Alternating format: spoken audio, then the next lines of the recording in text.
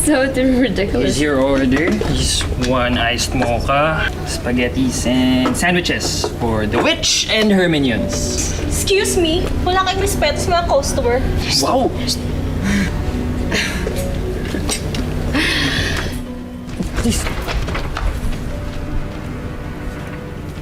Masama ang kutob ko.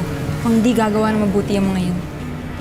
Basta humanda kayo. Alam niyo na, na-race back tayo pag nagkarambulan na.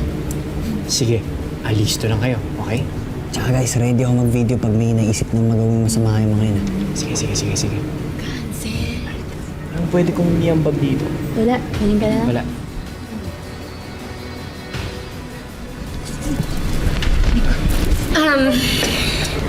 Total, nandito naman na din tayo. Gusto ko na sana makipag-ayos eh. Yesterday, nagmamadali lang talaga kami ng kuya ko.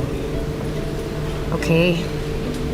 Siya yung contractor ng tulay dito sa town ninyo. Tsaka may nahabol lang talaga kaming meeting sa munisipyo, so we have to hurry. Ayaw din naman namin ng may kaaway.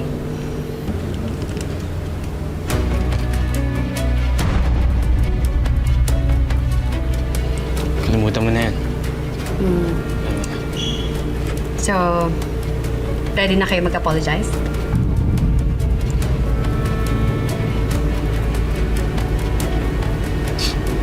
Kami mag-sorry. Alam nga naman ako. Kadiri! Papatayin niyo ba kami? Mga dugyot! Oh my God! Hindi lang pala kayo dugyot sa kalsada na pati dito sa cafe ninyo, tudugyot ninyo? Kapag hindi ninyo pinanagutan yung damages ng kotse ko, hindi ko papalampasin to. Katire! Let's go, girls! Mga dugyot! Kadiri naman sa sarili. Insekto yung pagkain. Sir, umalis na kayo! May mga insekto yung food nila! Promise, wala yan dyan kanina.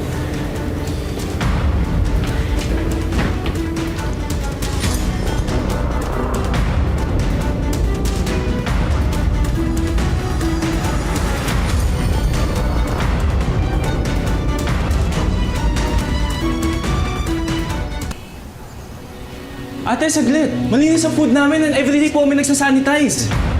Sir, may pest control po kami and may food safety compliance. I'm sorry. Until we get the lab result, your establishment is under temporary closure. Excuse me, sir. Alam mo ba kung gaano kalaking perwisyo to sa commercial space ko? Mahihirapan na akong perentahan to sa iba. Renta sa iba? Teka lang naman, Mr. Rosales. Paano naman kami mga umaasa dito sa cafe? Papaalisin niyo lang po kami ng ganun? Wala akong pakialam. Effective today, terminated na ang lease contract mo.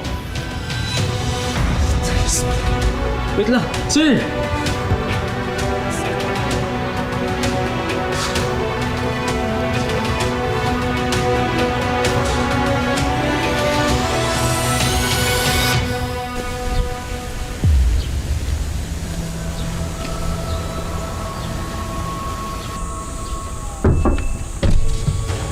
Okay na.